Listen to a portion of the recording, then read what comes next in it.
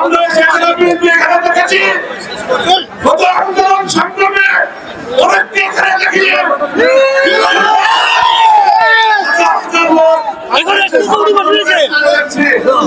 আন্দোলন সংগ্রামে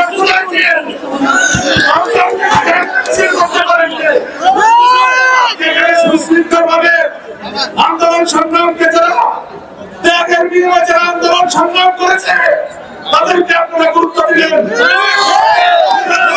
বাকি চাই না, তাদেরকে আন্দোলন সংগ্রামে পাইলে আমরা চাই যে অরাজকতা গত 14 অক্টোবর ফেরের টাঙ্গর দিয়ে সশস্ত্র অবস্থায় ভারী অস্ত্র নিয়ে যে সব সন্ত্রাসীরা ক্লাস ফায়ার করে তৃণমূল ছাত্র সমাজকে গণহত্যা করেছে, সেসব সন্ত্রাসীরা সাধারণ ছিল, সাধারণ জেলেও গিয়েছিল।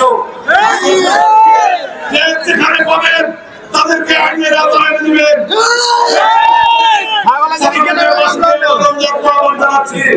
আপনাদেরকে শৃঙ্খলা হতে হবে।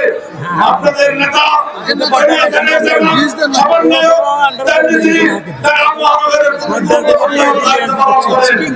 তাকে আপনারা সম্মানিত করবেন। নিয়ম শৃঙ্খলার মধ্যে আপনাদের সভা সমাবেশ সমাপ্ত করবে। সবাইকে নিয়ম শৃঙ্খলা যদি পরিবর্তন কিছু হয়, সবার অঙ্গ সংগঠনের প্রেসিডেন্ট এখানে আছে, তারা কিন্তু ব্যবস্থা নেবে। পরিশেষে ধন্যবাদ জানিয়ে আমি আমার বক্তব্য শেষ করছি।